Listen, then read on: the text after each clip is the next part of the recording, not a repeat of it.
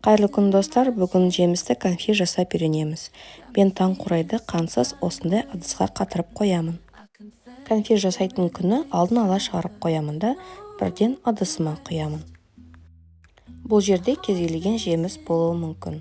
Жемістің үстіне 250-300 грамм қантты жібереміз. Одан кейін 1,5 қасық крахмал, менде жүгері крахмалы, бәрін қосып араластырып плитамызға қоямыз. Оттың қызуы орташа болу керек және массаны үнемі араластырып тұруымыз керек. Бұл бізде көп уақытты алмайды. Массамыз тез қысып қайнай бастайды.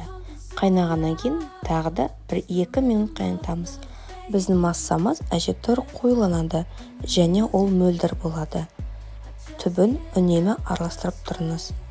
1-2 минут қайнағаннан кейін плитадан алып таза ыдысқа құйып аламыз.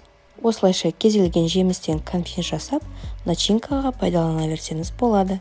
Массаны басқа ыдысқа аударып алып, бетін пищевой пленкамен в контакт жауып қоясыз.